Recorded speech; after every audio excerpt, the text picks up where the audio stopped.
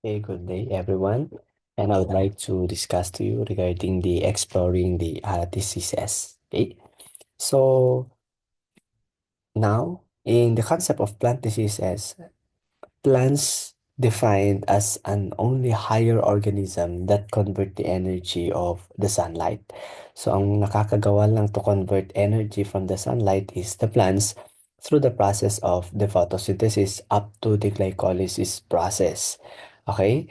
And we all know that plants depends all the animals and humans for survival. Okay? And plants depends on the soil for the nutrients and moisture. So nabubuhay tayo, it is because of the plants. So lahat ng mga kinakain natin is from the plants. So we need to help at the same time to grow or raise a plants so that yung food production natin is ma-secured natin. Okay? So, but the problem is plants get sick. So, nagkakasakit kasi yung mga plants natin. So, susceptible plants means they are seeds. So they grow and produce yung ating mga plants and it exhibit also a symptoms. So nagkakaroon ng symptoms kapag sinabi nating symptoms, this is the reaction or the outer reactions of the plants na nagkakaroon ng pagbabago or abnormal yung reaction ng plants natin. Okay? So kapag sinabi pa nating symptoms, that is the outcome of the pathogen. Okay? So, yan yung outcome ng mga pathogen natin wherein it means meron na siyang na-establish na sakit na kung saan sila ay nag-colonize doon sa loob mismo ng plants. So, parts of the plants or whole plants die. So, kapag namamatay, it means naging susceptible sila. Okay? And they feel pain or discomfort. So yung mga plants natin kung ang tao naman nagkakaroon ng discomfort because of this diseases, ganun din yung mga plants natin. And there is a physiological function that will be disrupted. Kapag sinabi nating disrupted, it means ito yung pumipigil sa lahat ng galaw or grow ng plants natin, especially in their growth and development. Kasi sa growth and development ng plants natin, kapag sila ay normal, it means maganda rin yung kanyang operations. But if there is something na uh, ano tawag doon, mga pathogens na pwedeng mag-create ng sakit. So, they are discomfort. Okay? So, there are various authors that define what do we mean by plant diseases. Number one, according kay Horsfall and Demon noong 1959, disease is the malfunctions process that caused by continuous irritation. So, a disease daw ay isang abnormal or a malfunction process. So, it means pinipigilan niya, they disrupt the process of the physiological or biochemical reaction sa loob ng plants natin. Wherein yung normal, nagiging abnormal yung process na nagkukos ng irritation. Okay? So, according kay Merrill, that disease is the dynamic interaction between the organism and its environment. Kaya nagkakaroon ng diseases because meron kasing interaction yung mga organism is the pathogen, and the environment that resulting in abnormal physiological changes. Okay? So, dito na pumapasok or dito niya nire-relate yung tinatawag na disease triangle wherein ang requirement para magkaroon ng diseases, meron tayong tatlong requirement. We have the susceptible host. We have the virulent pathogen and the environment. Okay? So, that is the requirement or favorable environment. So, that is the requirement kaya nagkakaroon ng sakit. Okay? According naman kay Wetzel, noong 1929, that diseases is the physiological malfunctioning caused by animate agent. So, the animate agent na tinutukoy niya dito is the pathogen. Okay? Or the organism that may colonizes yung mismong plants. Okay? So, that colonizes the plants. And then, we have also Stockman and Harar noong 1957. Disease is any deviation from normal growth to produce symptoms to impair quality or economic value. So kapag sinabi nating impair, it means ay nababawasan yung mismong quality ng product natin. Once na nagkaroon kasi ng diseases, syempre, ang maapektuhan dito, number one is the economic value wherein yung quality niya hindi maganda, so hindi siya pang commercial purpose. Okay, so yan ay against doon sa gusto ng mga consumer natin. So, madami tayong mga problem or madaming mga problem in agriculture na na-encounter natin, just like diseases, weeds, insect pests. So, bago natin ma-achieve yung talagang quality product, dumaan yung mga plants natin on these uh, situations, 'di ba? Kasi hindi natin talaga ito maiiwasan. And then, according to Agrios, that disease is any disturbance brought by the pathogen or an environment which interfere with manufacture, translocation, or utilization of food, mineral, nutrients, and water in such a way that affected the plant changes. So once na there is a presence of pathogen in the environment, magkakaroon ito affected yung changes or plant changes in appearance and or yield less than a normal healthy plants of the same variety. So we need to prevent all of this so that maganda yung magiging outcome natin, especially on our plants. Okay? So ano yung mga different pests na pwedeng mag-damage sa mga crops natin? So balikan natin na ang mga pests na pwedeng mag-damage sa mga crops natin or sa mga plant natin, we have the pathogen or diseases, insect pests, weeds, and other pests. Ano yung mga other pests natin? We have the rodents, we have the golden apple snail, we have the Monopterus albus or swamp eel sa mga rice. So, yun yung mga example ng mga other pests. Okay? So, ito yung sinasabi ko kanina na this is triangle. So, this is a concept in plant pathology that helps is in understanding the basic factors that contribute to the development of plant diseases. So, ang nag-develop dito ay si E.C. Stockman, wherein the requirement or the three requirements to produce a diseases or to appear yung mismong sakit is, number one, dapat merong susceptible host. So, kapag sinabi natin susceptible host, it means ay, ito yung mga mabilis makapitan ng sakit na mga plants. Okay? Plants is a host. Okay? Next one is virulent pathogen or active pathogen present in the environment or the ecology or in the plants. And then we have also the favorable environment. Yung sinasabi niyang favorable environment dito, it means yung favorable mismo yung pathogen na makapag-reproduce on that particular season. At once na itong tatlong requirement na ito ay present, there is a occurrence of diseases. So, dapat merong mahinang plants, merong active na pathogen, and mabilis makapagpadami, merong right environment or favorable environment para makapag-reproduce, makapag-colonize, that is, disease triangle. So, as you can see, once na present itong tatlo, there is an occurrence of diseases. So, there are a classification of plant diseases according to what infections na pwedeng mangyari sa plants natin. So, according to doon sa plant organ, so kapag sinabi natin plant organ, this is the parts of the plant. So, lahat ng parts ng plants pwedeng i-colonize, pwedeng i-infect ng mga pathogen. Number one is the roots. So, ang pwedeng mag-infect sa roots, pwedeng bacteria, and pwede rin ang mga nematodes. Well, sa foliage naman, lahat ng mga pathogen pwedeng mag-infect sa foliage, either bacteria, fungus, virus, viroid. And then we have also fruit diseases, 'di ba?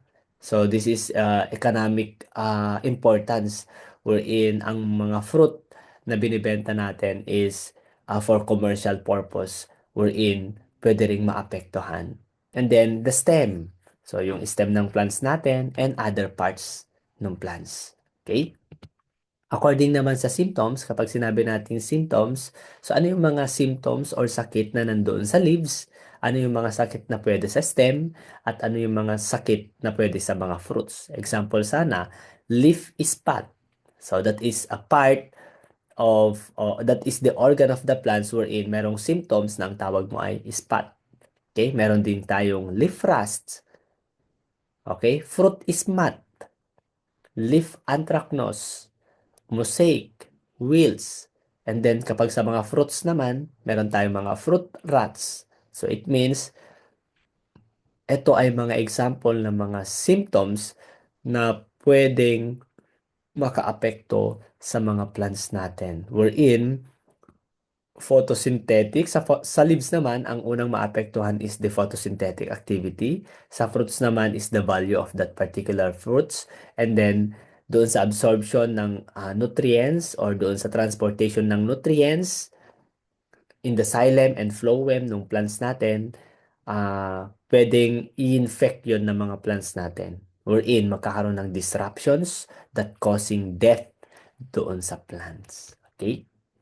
So according to the type of affected plants, we have disease of vegetables. So meron tayong mga diseases from the vegetables, meron tayong mga diseases from the forest trees, and meron tayong mga diseases na na-encounter sa mga field crops like yung rice, yung corn, yung sorghum, peanut, lahat ng mga yon ay under field crops and ornamental crops. So yung mga ornamentals, ito yung mga flower, okay, or other horticultural products. Okay? So according to the type of the pathogen that cause the diseases, meron tayong dalawang klase. We have the infectious and non-infectious. So kapag sinabi nating infectious, it means ito yung mga living organisms or biotic diseases na pwedeng makaapekto sa plants. While yung non-infectious, they are non-living organism or abiotic organism that may cause diseases or occurrence of diseases in our area, especially sa plants natin. So, ano yung mga example ng mga non-infectious? Yun yung environment. Okay? Kapag infectious naman, ito yung mga living organism like yung mga pathogen, insect pests. Okay? So, according kay Koch's postulate, so, sa pag-diagnose niya ng plant diseases, meron siyang apat na criteria para masabi mo siyang pathogen. Okay? Para masabi mo siyang it is a pathogen. Ano yung apat na yan? So, the criteria para masabi mo siyang they are active pathogen wherein they can create a inoculum. So, pathogen must be present in the plant when the disease occurs. So, it means, pag merong sakit daw, present dapat yung pathogen doon. Hindi naman pwede na may sakit yung plants tapos walang pathogen, tama ba?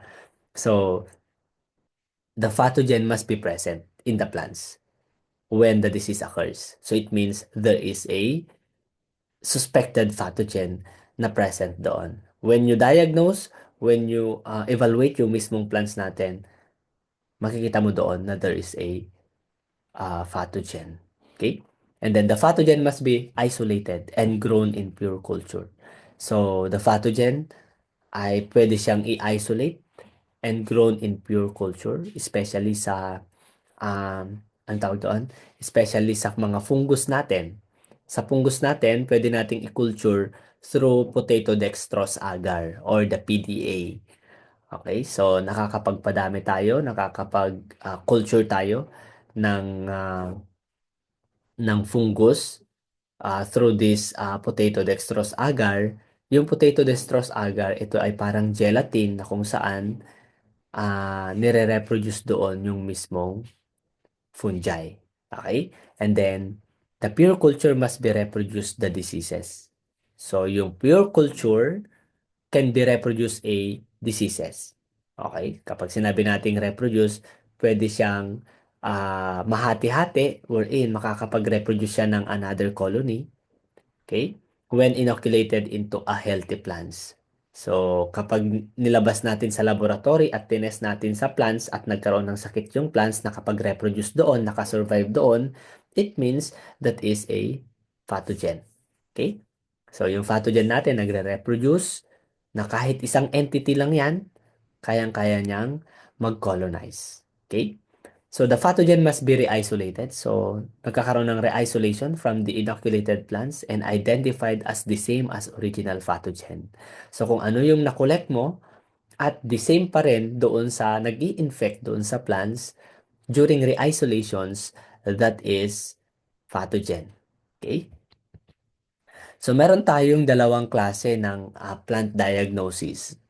So, number one is sign. So, kapag sinabi natin sign, this is a remnant or entity of the causal agent. Ang mga example ng mga signs, ito yung mga structure na present doon sa area before mag-occur ang diseases. Example sana, meron kang green leafhopper insect.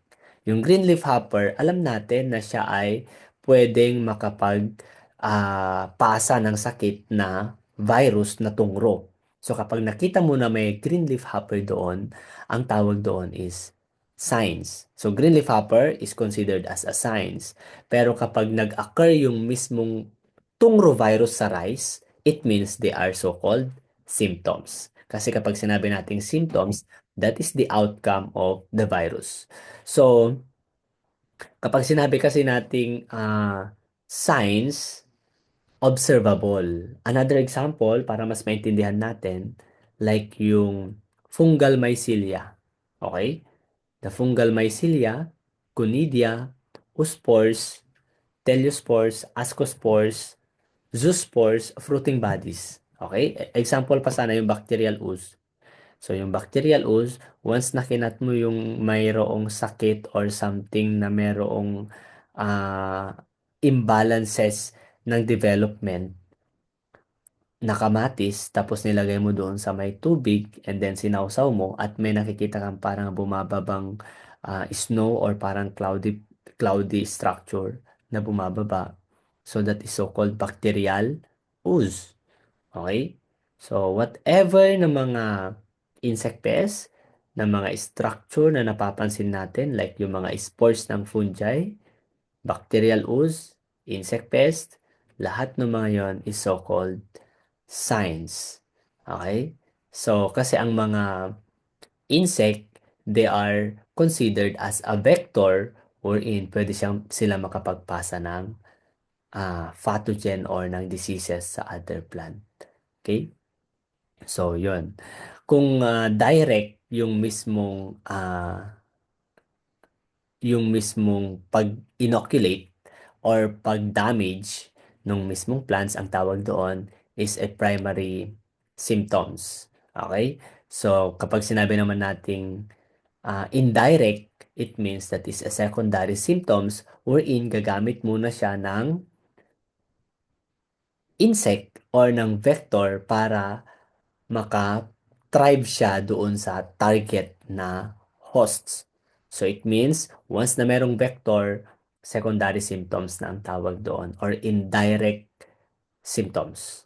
Okay? Example sana ng mga indirect symptoms, lahat ng mga virus na diseases. Okay?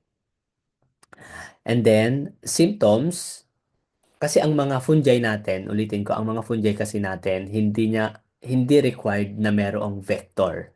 Okay? Kahit pa yan hangin or tubig lang ang pwedeng mag-thrive sa kanya, that is so-called primary symptoms or direct symptoms.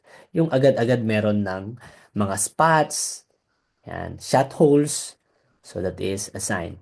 So, and then we have also symptoms.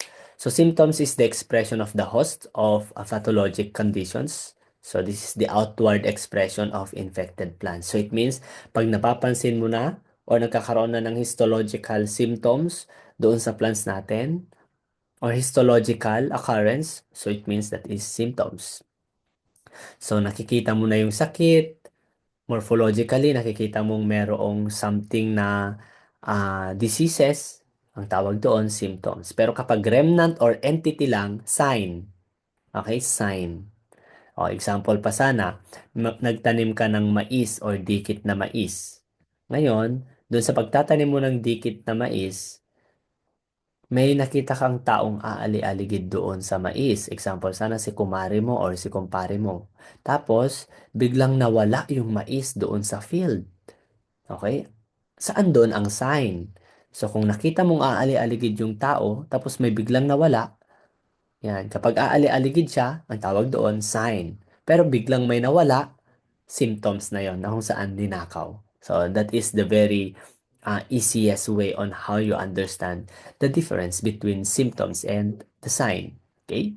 Kasi dito, parang magnanakaw din yung mga pathogen. Okay? Hindi man natin inaalaw pero pumapasok sila and nagkakaroon ng outcome, symptoms. Okay? Pero kapag nakikita mo lang yung vector doon, pero alam mong pwedeng mag-cause ng diseases, ang tawag sa vector is a sign. Okay? So, what are the classes of symptoms? Number one is primary symptoms. So, kapag sinabi nating primary symptoms, ito yung immediate and direct result. So, it means ay kung saan yung target niya, kung roots ang target niya, yun yung unang naapektuhan. Example sana, yung mga club root. Okay? So, primary symptoms yun. Na kung saan, yung pathogen, direct siya doon sa target. While kapag secondary symptoms naman, so it means ay malayo. Example sana, ang ini-infect niya ay yung roots, tapos ang namatay yung leaves. Ang tawag doon, secondary symptoms through the distance and uninvaded plant parts. Another example of symptoms, that is example, yung roots yung ini-infect pero ang namatay yung leaves, secondary symptoms. Another example of secondary symptoms ay kapag may mga vectors, and then, yung vector na yon may virus, so it means ang tawag doon secondary symptoms. Okay? Secondary. Distance and uninvaded plant parts. And then we have also localized symptoms. Kapag sinabi nating localized symptoms, meron lang identified meron lang identified na infected. Distinct and very limited structural. Example sana, leaf spot lang. So, kung leaf spot lang, yun lang yung kanyang target. Wherein wala sa ibang mga plants, wala sa ibang mga parts. Meron lang identified or specific place or area that is localized symptoms. Systemic symptoms. Kapag sinabi natin systemic symptoms, generalized or lahat ng parts ng plants natin ay nagkaroon ng symptoms, nagkasakit. Example sana yung mga wilt. Ang tawag doon, systemic symptoms. Kapag sinabi naman nating histological, tsaka mo lang malalaman na may sakit o tsaka mo lang malalaman yung symptoms or yung sakit na yon once na dinisect natin. Okay? So, that is histological. And then, kapag morphological symptoms naman, this is the changes visible on our naked eye. So, kapag nakikita natin yung changes doon sa development ng plants natin, ang tawag doon morphological symptoms. And then we have also necrotic. So kapag sinabi nating necrotic, namamatay yung cells, tissues, and protoplast ng plants natin. Okay? And then, underdevelopment or hypoplastic, so appear when there is an inhibition. So kapag sinabi nating inhibition, pinipigilan niya yung mismong development ng plants. Nagsishrink. Okay? Yung mismong development ng leaves. So it means ay kapag nagsishrink or something nagka-curl, nagkakaroon ng stunting. Kapag sinabi nating stunting, hindi makalaki. Okay? Nagkakaroon ng mosaic, virus, resetting. So that is hypoplastic. Okay? So, kapag sinabi nating hypoplastic, hindi nag-enlarge, kundi nagsishrink, nagbabago ang kulay, nag inhibit yung mismong development ng plants natin. That is underdevelopment or hypoplastic. Kapag sinabi naman nating hyperplastic, lumalaki. Okay? Example sana, yung mga anong tawag doon? Yung mga ah, santol natin. So, nagkakaroon ng something na overdevelopment. So, nagkakaroon ng excessive multiplication, enlargement, or over development. Okay? So, that is hyperplastic. Lumalaki o nagkakaroon ng excess development nung mga parts. Okay? So, yun. So, meron tayong dalawang klase ng hyperplastic. We have the hypertrophy and hyperplasia. So, kapag sinabi nating hyperplasia, iisa lang yung lumalaki. So, example sana doon sa roots. Okay? Kapag meron lang isang lumalaki doon na diseases, nag-enlarge doon sa parts niya, ang tawag doon hypertrophy. Ang hyperplasia naman, madaming bumubukol, madaming lumalaki. Okay? So, hyperplasia that increase in the number of the cells. So, meron tayong mga different symptoms. Okay? So, madami tayong mga different symptoms wherein ito ay di-discuss ko sa next video na to. Okay? Thank you so much guys and God bless.